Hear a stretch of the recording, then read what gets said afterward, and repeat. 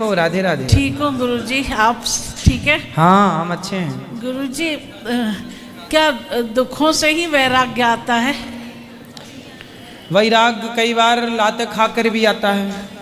जैसे विभीषण को लात खा के आया, रावण ने लात मारी तो वैराग्य आ गया। कई बार पत्नी डांट देती है तो पुरुषों को भी मरकट वैराग्य कहा जाता है। स्टेशन तक जाते हैं, फिर याद आ गई पप्पू की तो वापस आ गए। तो ये वैराग्य मैया कई प्रकार से है। अब आप एक मरकट वैराग्य होता है एक, और एक वैराग्य होता है सुख दुख से वैराग्य नहीं। वैराग्य तो एक ऐसी स्थिति है, एक पति और एक पत्नी दोनों कुएं में, पुराने जमाने की बात है, तो पत्नी पानी भरने गई कुएं में, तो पहले के लोग ना कुआं में तालाब में जाके नहाते थे।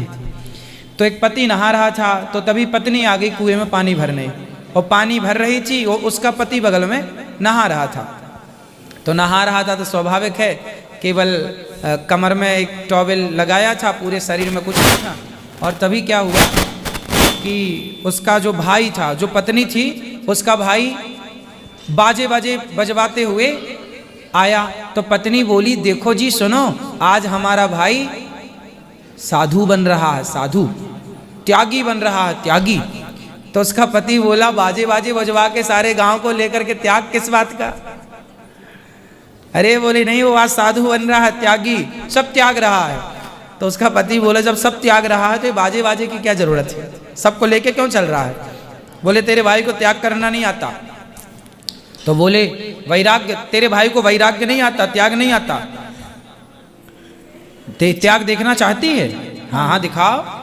उसका पति बोला, देखना चाहती है, देख त्याग किसे कहते हैं। उसका पति नहाते नहाते, ना उसके हाथ में उसके पास कपड़े थे, ना लोटा था, ना कुछ भी था, वो वैसे ही जैसा खड़ा था, नहाते समय आदमी कैसा होता वैसे खड़ा, वैसे ही चल पड़ा और पलट कर कभी नहीं देखा, और बहुत बड़ा संत बन गया वो।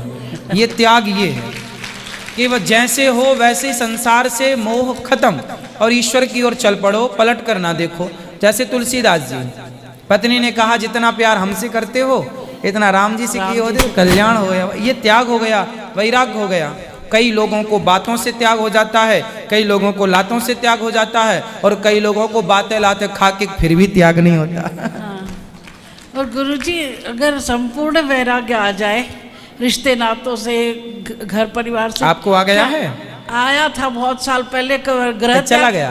ग्रह त्याग नहीं कर पाई मैं। तो त्याग करने की जरूरत, देखो त्याग का मतलब घर त्याग नहीं, त्याग का मतलब कपड़े त्याग नहीं, त्याग का मतलब अन्न त्याग नहीं, त्याग का मतलब है बुराइयों का त्याग। जिन्होंने कपड़े त्याग दिए, जिन्होंने घर त्याग दिया, इनसे पूछो कि क्या तुमने काम वासना त्यागी, क्या तुमने क्रोध त्यागा, क्या तुमने लोभ त्यागा, क्या तुमने अभिमान त्यागा?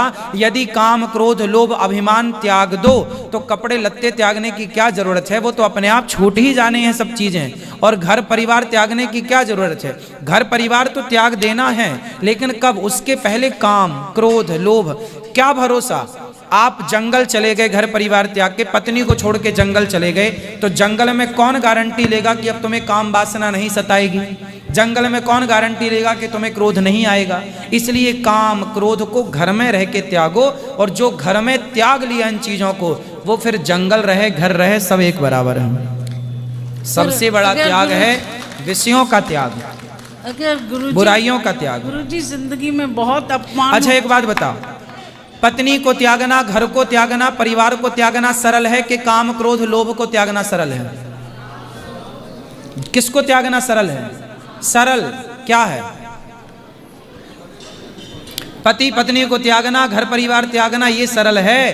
पर अभिमान त्यागना, काम त्यागना, क्रोध त्यागना, ये बड़ा, ये त्याग दिया तो फिर बचे ही नहीं कुछ त्यागने को, सब त्याग दिया।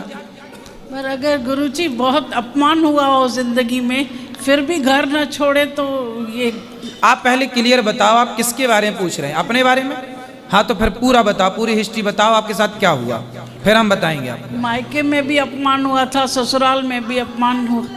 अभी छू लेना मेरी माँ, अभी बैठो। अच्छा तो जाओ, टाटा।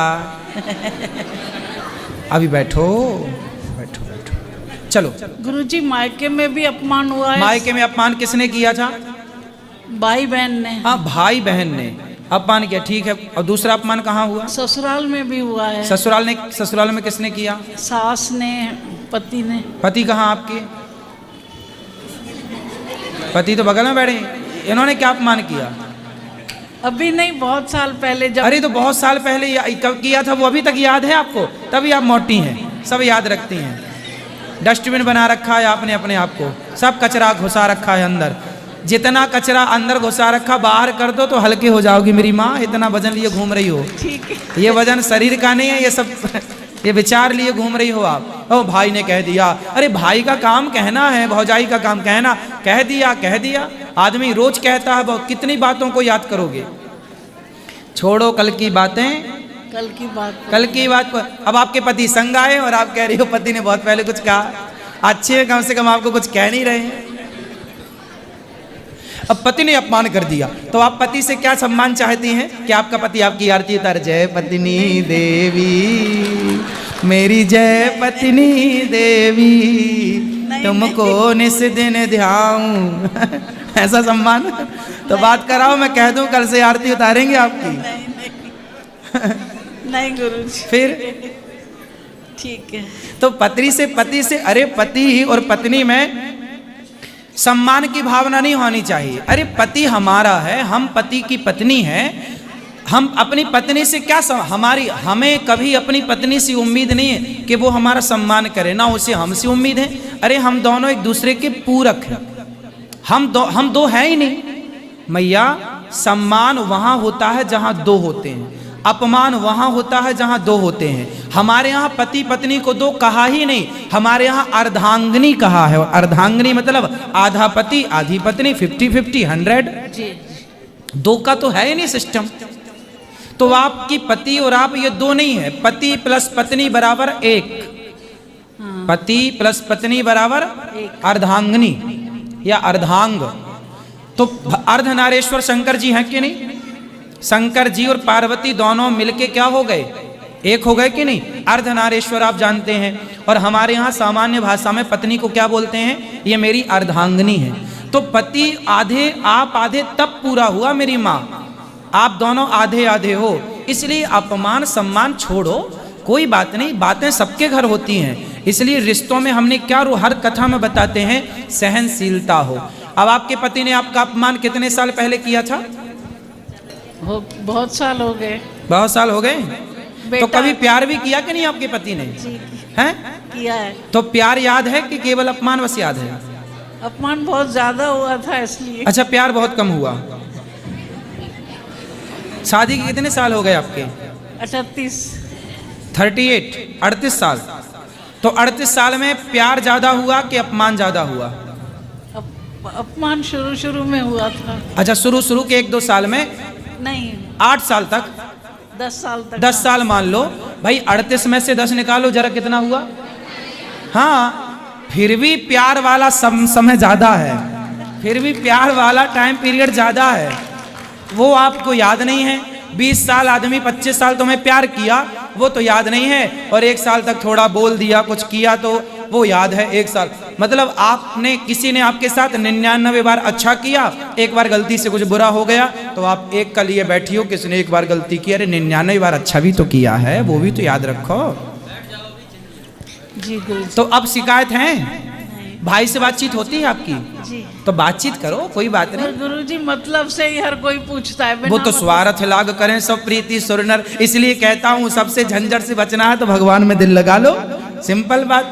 भगवान में लगाओ, फिर भाई बता सब छोड़ो छाड़ो, जरा पति देवता से बात कराओ, मैं समझा दूं कि आपकी रोज आरती उतारनी है। जी गुरु जी। कैसे हैं? बस फर्स्ट क्लास। मैया को, ये मेरी माँ है ना, तो मैया मतलब आपकी पत्नी को अब आपको खुश रखना है। बिल्कुल। और रोज शाम को एक आरती जला के और मैया की थोड़ा आरती उतारिए, करिए सम्मान। और आप पति है ना, पत्नी का पारक्षणे धातु से पति बनता है। पति का मतलब होता है जो अपनी पत्नी का पूरा ख्याल रखे, रक्षा करे। पत्नी भी पारक्षणे धातु से बनती है। पत्नी का धर्म है जो पत्नी अपने पति को पतन से बचाए, वो पत्नी है। और पति का धर्म है जो पति अपने पत्नी की सब प्रकार से रक्षा करे, वो पति है। तो आपका धर्म है कि इनका ख्याल रखना, इनका धर्म है कि आपका ख्याल रखना। और ये जैसे खुश रहें, वैसे रखें। वैसे आप करो। यदि ये खुश हैं कि आप हमारी आरती उतारें तो आओ। हैं? राधे राधे गुरुजी। ये रिश्ता ऐसी मधुर रिश्ता है पति पत्नी का। आप लोग भी अपनी पत्नी की कभी कभी आरती उतार लिया करो, क्या बुराई है। रोज बेचारी करवा चौथ में आपकी आरती उतारती है, आप भी उतारा करो कभी कभी, उस खुश हो जाएगी, वो भी कहेगी मगे हम वो खुश हुआ।